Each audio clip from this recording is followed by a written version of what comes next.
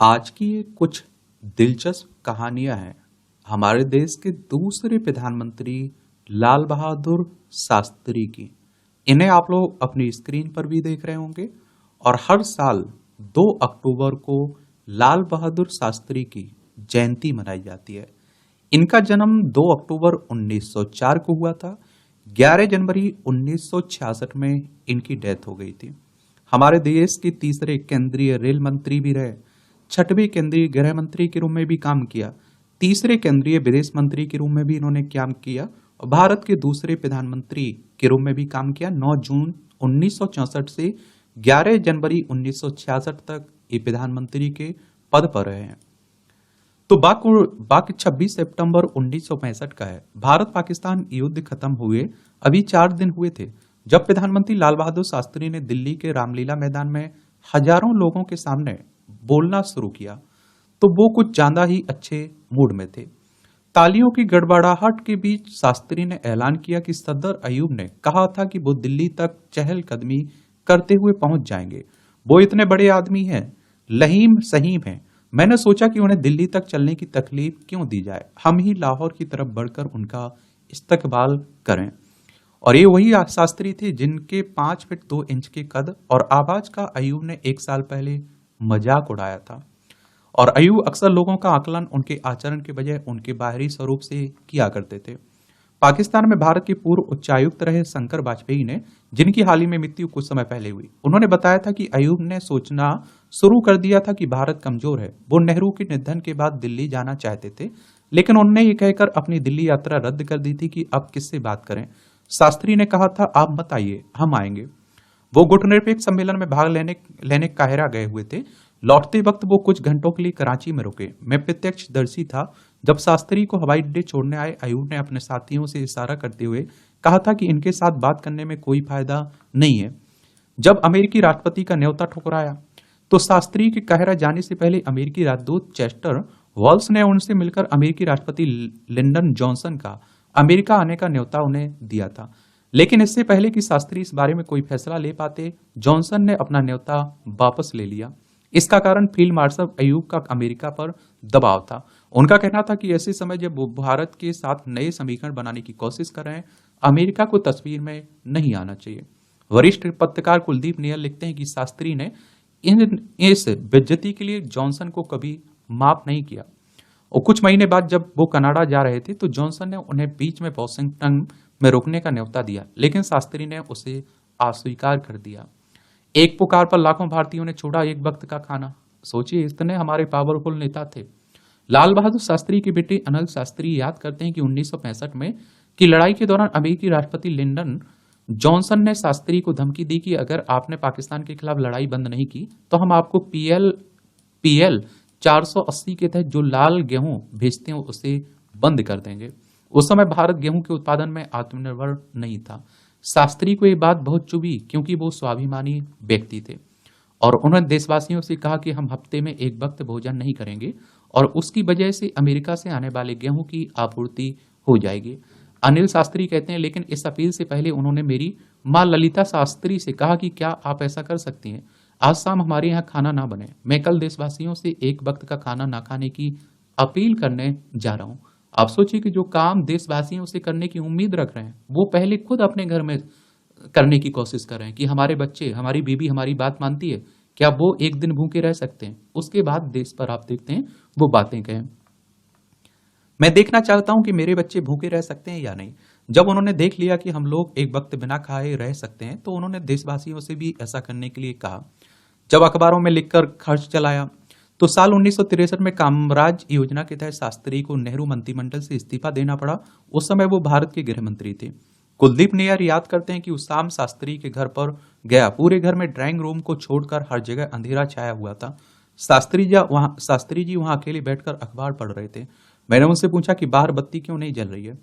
अब से मुझे इस घर का बिजली का बिल अपनी जेब से देना पड़ेगा, इसलिए मैं हर जगह बत्ती जलाना बर्दाश्त नहीं कर सकता हूँ। शास्त्री को सांसद की तनख्वाह के 500 रुपए के मासिक वेतन में अपने परिवार का खर्च सालाना चलाना मुश्किल पड़ रहा था। देखिए, हमारे देश ने ऐसे ऐसे नेताओं को देखा है। मैं इसीलिए तो कहता हूँ कि आज के नेताओं की तुलना उस समय के नेताओं से मत किया करिएगा। जमीन आसमान का फर्क दिखाई देगा। उस समय आप देखिए हजारों समस्याएं खड़ी हुई थी हमारे सामने, हम लोग बेहतर उनका समाधान कर पाए, उनसे लड़ पाए, क्योंकि उस समय हमारे पास लाल बहादुर शास्त्री, पंडित जवाहरलाल नेहरू, महात्मा गांधी, सरदार वल्लभ भाई पटेल, भीमराव अंबेडकर जैसे नेता थे, सूझबूझ वाले। नेयर अपनी आत्मकथा में लिखते हैं कि मैंने उन्हें अखबारों में लिखने के लिए मना लिया था। मैंने उनके लिए एक सिंडिकेट सेवा शुरू की, जिसकी वजह से उनके लेख द हिंदू, अमृतसर बाजार पत्रिका, हिंदुस्तान टाइम्स और टाइम्स ऑफ इंडिया में छपने लगे। हर अखबार उन्हें एक लेख के 500 रुपये देता था। इस तरह उनकी 200 रुपये की अतिरिक्त कमाई होने लगी। मुझे याद है कि उन्होंने पहला लेख जवाहरलाल नेहरू, दूसरा लेख लाला लाजपत राय पर लिखा था। जूनियर अफसरों को चाय सर्व करने वाले शास्त्री के साथ काम करने वाले सभी अफसरों का कहना है कि उनका व्यवहार बहुत विनम्र रहता था। उनके निजी सचिव रहे सीपी श्रीवास्तव उनकी जीवनी Lal Bahadur Shastri of life of truth in politics में लिखते हैं, शास्त्री की आदत थी कि वो अपने हाथ से पॉट से प्याली में हमारे लिए चाय सर्व करते थे। उनका कहना था कि चूंकि ये उनका कमरा है, इसलिए प्याली में चाय डालने पर का हक उनका बनता है। कभी कभी वो बातें करते हुए अपनी कुर्सी से उठ खड़े होते थे और कमरे में चहलकदमी करते हुए हमसे बातें करते थे, और कभी कभी कमरे में अधिक रोशनी की जरूरत नहीं होती थी। शास्त्री अक्सर खुद जाकर बत्ती का स्विच ऑफ करते थे और उनको ये मंजूर नहीं था कि सार्वजनिक धन की किसी भी तरह बर्बादी हो। रूसी प्रधानमंत्री ने शास्त्री को बताया सुपर कम्युनिस्ट। जब लाल बहादुर शास्त्री ताशकंद सम्मेलन में भाग लेने के लिए रूस गए तो वो अपना खादी का ऊनी कोट पहन कर गए। रूस के प्रधानमंत्री अलेक्सी कोसिगिन फौरन ताड़ गए कि इस कोट से ताशकंद की सर्दी का मुकाबला नहीं हो सकेगा। अगले दिन उन्होंने शास्त्री को ये सोचकर एक ओवरकोट भेंट किया, वो इसे ताशकंद की सर्दी में पहनेंगे।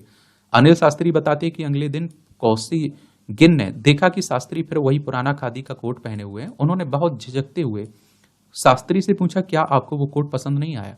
शास्त्री ने जवाब दिया, वो कोट वाकई बहुत गर्म है, लेकिन मैंने उसे अपने दल के एक सदस्य को कुछ दिनों के लिए पहनने के लिए दे दिया, क्योंकि वो अपने साथ इस मौसम में पहनने के लिए कोट नहीं ला पाया। कोसिगिन ने भारतीय प्रधानमंत्री, पाकिस्तान राष्ट्रपति सम्मान में आयोजित किए गए एक सांस्कृतिक समारोह में इस घटना का जिक्र करते हुए कहा कि हम लोगों तो कम्युनिस्ट हैं, लेकिन प्रधानमंत्री शास्त्री सुपर कम्युनिस्ट हैं। सरकारी कार का किराया भरने का किस्सा। लाल बहादुर शास्त्री के दूसरे बेटे सुनील शास्त्री भी उनसे जुड़ी एक घटना बताते हैं। वो याद करते हैं कि जब शास्त्री प्रधानमंत्री बने तो उनके इस्तेमाल के लिए उन्हें एक सरकारी सेवरोले इम्पाला कार दी गई थी। एक दिन मैंने बाबूजी के निजी सचिव से कहा वो ड्राइवर को इम्पाला के साथ घर भेज दें। हमने ड्राइवर से कार की चाबी ली और दोस्तों के साथ ड्राइव पर निकल गए। देर रात जब हम घर लौटे तो हमने कार का गेट पर ही छोड़ दी और घर के पिछवाड़े किचन के रास्ते से घर में घुसे। मैं जाकर अपने कमरे में सो गया। अगले दिन सुबह 6:30 बजे मेरे कमरे के दरवाजे पर दस्तक हुई। मैंने सोचा कि कोई नौकर दरवाजा खटखटा रहा है। मैंने चिल्लाकर कहा कि अभी मुझे तंग ना करें, क्योंकि मैं रात देर से सोया हूँ। दरवाजे पर फिर दस्तक हुई। मैंने देखा कि बाबूजी सामने खड़े हैं। उन्हें मुझे मेज तक आने के लिए कहा, जहां सब लोग चाय पी रहे थे। वहां अम्मा ने मुझसे पूछा, कल रात तुम कहाँ गए थे और इतनी देर में क्यों लौटे? बाबूजी ने पूछा कि तुम गए कैसे थे? जब मैं लौटा तो हमारी फिएट कार तो पेड़ के नीचे खड़ी थी। मुझे सच बताना पड़ा, हम उनकी सरकारी इम्पाला कार से घूमने निकले थे। बाबूजी इस कार का तभी इस्तेमाल करते थे जब वो कोई विदेशी मेहमान दिल्ली आता था और चाय पीने के बाद उन्होंने मुझसे कार के ड्राइवर को बुलाने के लिए कहा। उन्होंने उनसे पूछा, क्या आप अपनी कार में कोई लॉग बुक रखते हैं? जब उसने कहा कि हाँ, मैं जवाब दिया तो उन्होंने पूछा कि कल इम्पाला कार कुल कितने किलोमीटर चली? और जब ड्राइवर ने कहा 14 किलोमीटर, तो उन्होंने कहा कि इसे निजी इस्तेमाल की मद में लिखा जाए। अम्मा को निर्देश दिया कि प्रति किलोमीटर के हिसाब से 14 किलोमीटर के लिए जितना पैसा बनता है उनके निजी सचिव को दे दें, ताकि उसे सरकारी खाते में जमा करा सकें। तब से लेकर आज तक मैंने और मेरे भाई ने कभी भी निजी काम के लिए सरकारी कार का उपयोग नहीं किया।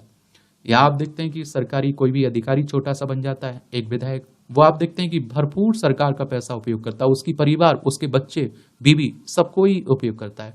और एक ऐसे नेता हुए जो आप देखिए जिनके बेटे ने 14 किलोमीटर सरकारी कार इस्तेमाल कर ली, तो उसका पैसा भरा उन्होंने। बिहार के लोगों को लेने बस स्टॉप पहुंचे। एक बार प्रधानमंत्री शास्त्री ने बिहार के कुछ लोगों को अपने घर पर मिलने का समय दिया। उसी दिन इत्तेफाक से एक विदेशी मेहमान के सम्मान में एक समारोह का आयोजन किया गया था, जहां शास्त्री का पहुंचना बहुत जरूरी था। वहां से लौटने में उन्हें देर हो गई। तब तक उनसे मिलने आए लोग निराश होकर लौट चुके थे। अनिल शास्त्री बताती हैं कि जब शास्त्री जी को पता चला कि वो लोग बहुत इंतजार करने के बाद अभी अभी निकले, तो उन्होंने अपने सचिव से पूछा क्या उन्हें पता है कि वो कहाँ चले गए होंगे। उन्होंने बताया कि वो प्रधानमंत्री आवास के बाहर बस स्टॉप से कहीं जाने की बात कर रहे थे। शास्त्री जी तुरंत अपने निवास से निकलकर बस स्टॉप पहुंचे और उनका सचिव कहता ही रह गया कि लोगों को जब पता चलेगा तो वो क्या कहेंगे। शास्त्री जी ने जवाब दिया, और तब क्या कहेंगे जब उन्हें पता चलेगा मैं लोगों को आमंत्रित करने के बाद भी उनसे नहीं मिल रहा। सचिव ने कहा कि मैं उन्हें लेने चला जाता हूं, लेकिन शास्त्री जी ने कहा नहीं, मैं उन्हें लेने खुद जाऊंगा, इस गलती के लिए माफी मांगूंगा। जब वो बस स्टॉप पहुंचे तो उन्होंने उन्हें बस का इंतजार करते पाया। शास्त्री जी उनसे माफी मांगी और हमने अपने साथ घर के अंदर लाए। सोचिए सोचिए हमारे देश में इस तरह के प्रधानमंत्री हुए हैं। पाकिस्तानी राष्ट्रपति और सोवियत के प्रधानमंत्री ने दिया कंधा। 11 जनवरी 1966 को जब लाल बहादुर शास्त्री का ताशकंद में निधन हुआ तो उनके ढांचा घर में सबसे पहले पहुंचने वाले सकते पाकिस्तान के राष्ट्रपति अयूब खान। उन्होंने शास्त्री के पार्थिव शरीर को देखकर कहा, here lies a person who could have brought India and Pakistan together. यहाँ एक ऐसा आदमी लेटा हुआ जो भारत पाकिस्तान को साथ ला सकता था। और जब शास्त्री के शव को दिल्ली लाने के लिए ताशकंद हवाई अड्डे पर ले जाया जा रहा था तो वो रास्ते में हर सोवियत, भारतीय और पाकिस्तानी झंडा झुका हुआ था। और जब शास्त्री के ताबूत को वाहन से उतारकर विमान पर चढ़ाया जा रहा था तो उनको कंधा देने वालों में सोवियत प्रधानमंत्री कोसिगिन के साथ साथ कुछ ही दिन पहले शास्त्री का मखौल उड़ाने वाले राष्ट्रपति अयूब खान भी थे। शास्त्री के जीवनीकार सीपी श्रीवास्तव लिखते हैं कि मानव इतिहास में ऐसे बहुत कम उदाहरण हैं जब एक दिन पहले एक दूसरे के घोर दुश्मन कहे जाने वाले प्रतिद्वंदी न सिर्फ एक दूसरे को दोस्त बन गए बल्कि दूसरे की मौत पर अपने दुख का इजहार करते हुए उसके ताबूत को कंधा भी दे दिया। शास्त्री जी की मौत के समय उनकी जिंदगी की किताब पूरी तरह से साफ थी। ना तो वो पैसा छोड़ गए थे, ना ही कोई घर या जमीन। एक और कहानी आप देखेंगे जिनसे जुड़ी हुई कि इनके बच्चों ने जब जिद की तो इन्होंने एक कार ले ली, लोन से कार ले ली, और वो अपने जीते जी उस कार का पूरा पैसा नहीं चुका पाए। उसके बाद आप देखिए उनकी पेंशन से उनकी पत्नी ने उसका पैसा चुकाया। तो ऐसे हमारे देश में प्रधानमंत्री हुए, हमारे नेता हुए। उस समय सच में नेता हुआ करते थे। आज के नेताओं में तो आप देखिए जमीन आसमान का अंतर हो चुका है, सब कुछ बदल चुका है। तो ये कहानी है किसकी? लाल बहादुर शास्त्री की। उनसे जुड़े हुए किस्से हैं।